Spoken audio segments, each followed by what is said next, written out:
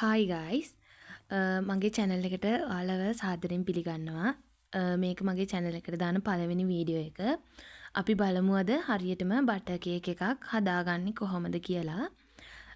මේකට මම බීටර් මොකුත් use කරන්නේ නැහැ. අපි බලමු කොහොමද හදාගන්නේ කියලා. මම මෙතන දාලා තියෙන්නේ ඕන අමුද්‍රව්‍ය ටික. ඉස්සරෝම අපි කාමර උෂ්ණත්වයේ තියෙන බටර් අරගන්න ඕනේ.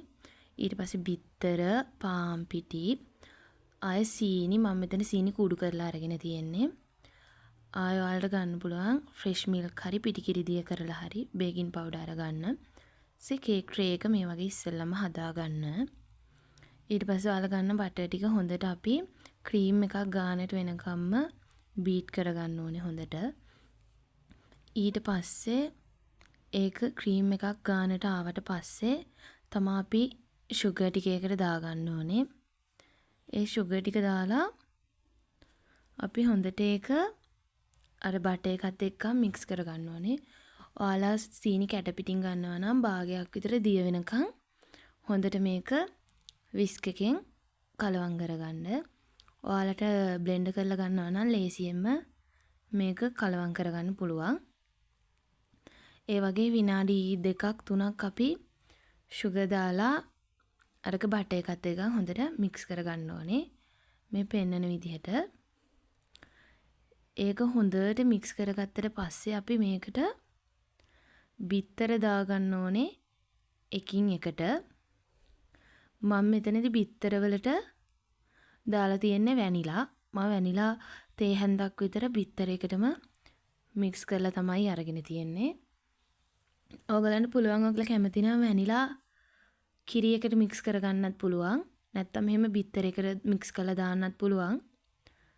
නැත්තම් බැටර් එක හදලා ඉවරලා අන්තිමට ඔයාලට වැනිලා එකතු කරන්නත් පුළුවන්. මේ වගේ එක බිත්තරයක් හෝ බිත්තර දෙකක් එකවර දාලා හොඳට විනාඩි 2ක් විතර හොඳට whisk කරගන්න ඕනේ. අර හොඳට බැටර් එකත් එක්ක mix වෙනකම්. ඊට පස්සේ අනිත් බිත්තරත් දාලා අපි ඒක හොඳට කලවම් කරගන්න ඕනේ. මේ බිත්තර වලින් තමයි කේක් එකේ වොලියුම් එක හැදෙන්නේ. ඒ හින්දා ඔයගොල්ලෝ බිත්තර බීට් කරන වෙලාව ගොඩක් වැදගත් කේක් එකක් ලස්සනට උසට හැදෙන්න.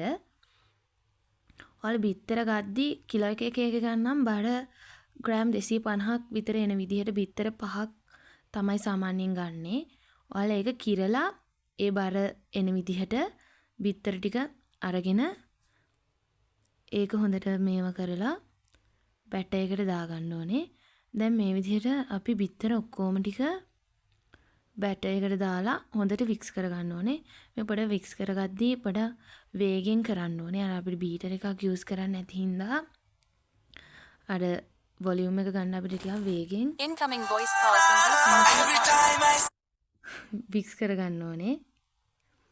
දැන් මං අන්තිම බිත්තරෙත් ඒ විදිහට දාගෙන මේ විදිහට හොඳට වික්ස් කරගත්තා. ඊට පස්සේ මම දැන් මේ වෙලාවේදී පාන් පිටි එකතු කරනවා. පාන් පිටි මම ග්‍රෑම් 250 මෙතනදී හලලා තමයි අරගෙන තියෙන්නේ. ඒක මම කොටස් දෙකකට තමයි බැටර් එකට දාලා මික්ස් කරගන්නේ. එකවර බැටර් එකට දාන්නේ නැහැ. එතකොට සමහර වෙලාවට කැට වෙන්න පුළුවන්. ඒ හින්දා කොටස් දෙකකට මේ වගේ වෙන් කරලා තමයි මම බැටර් එකට එකතු කරන්නේ. ඕගොල්ලන්ට ඕනේ නම් මේ පාන් පිටි 3 පාරක් විතර හලලා ගන්නත් පුළුවන්. මම නම් මෙතනදී දෙපාරයි හලලා තියෙන්නේ. ඒ විදිහට පාන් පිටි කොටස් දෙකත් බැටර් එකට අපි දා ගන්න ඕනේ වෙන වෙනම. පාන් පිටි දාලා ගොඩාක් වෙලා බැටර් එක කලවම් කරන්නෙත් නෑ. පාන් පිටි දාලා ගොඩාක් වෙලා බැටර් එක කලවම් කරපුවාම මේ කේක් එක බහින්න බලනවා. ඒ හින්දා ගොඩාක් වෙලා කලවම් කරන්නේ නෑ. ඔයාලට මෙතනදී විස්ක් එක වෙනුවට හැන්දක් පාවිච්චි කරන්නත් පුළුවන්. හැන්දකින් ෆෝල්ඩ් කරන්නත් පුළුවන්. ඊට පස්සේ මම මෙතනදී එකතු කරනවා බැටර් එකට බේකින් පවුඩර් තේ හැඳි 2ක්.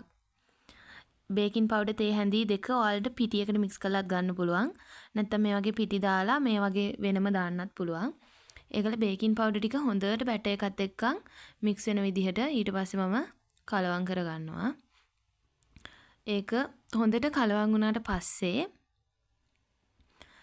බේකින් පවුඩර් තේ හැඳි දෙකට වඩා වැඩි කරගන්න එපා. ඊට පස්සේ බේකින් පවුඩර් ටික හොඳට බැටර් එකත් එක්ක කලවම් වුණාට පස්සේ මම මේ වෙලාවේදී මේකට එකතු කරගන්නවා පිටිකිරි. මම මෙතන අරන් තියෙන්නේ පිටිකිරි තේ හැඳි දෙකක් වතුර මිලිලිටර් 50ක් විතර දී කරලා.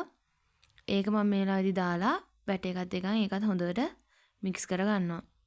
ඊට පස්සේ මික්ස් කරගෙන මම මේක කිලෝ එකේ රවුන්ඩ් බේකින් ට්‍රේ එකකට තමයි දාන්නේ. ඒ කියන්නේ මම කේක් එක හදන්න කලින් බේකින් ට්‍රේ එක ලෑස්ති කරලා තමයි තිබ්බේ බටර් ටිකක් ගාලා පාර්ච්මන්ට් පේපර් එකක් අලවලා. ඊට පස්සේ මම ওই පෙන්නන පදමට තමයි කේක් බැටර් එකේ පදම තියෙන්න ඕනේ. ඊට පස්සේ මේ විදිහට ට්‍රේ එක 3 පාරක් ටැප් කරලා අපි ඒක oven එකට දාගන්න ඕනේ. මගේ oven එක සෙල්සියස් අංශක 170ට මම විනාඩි 50ක් මේ කේක් එක බේක් කරා. මේ තියෙන්නේ බේක් වුණාට පස්සේ කේක් එකේ ලුක් එක හරි උසට කේක් එක ඇවිල්ලා තියෙනවා. අඟල් 2කමාරක් විතර උසට කේක් එක ඇවිල්ලා දිනවා. ඔයගලන්ට පේනවා බීට් එකක් පාවිච්චි කරේ නැහැ කියලා කිසිම ප්‍රශ්නයක් වෙලා නැහැ. ඉතින් ඔයගලන්ටත් පුළුවන් මේ විදිහට බටර් කේක් එකක් මේ මං හදපු රෙසිපි එකට try කරලා බලන්න. try කරලා බලලා මේ වීඩියෝ එකට කමෙන්ට් එකක් දාන්න. රස කොහොමද කියලාත් කියන්න. මගේ channel එකත් subscribe කරන් යන්. එහෙනම් අදට ගිහින් එන්නම්. මේක බැලුව හැමෝටම ස්තුතියි.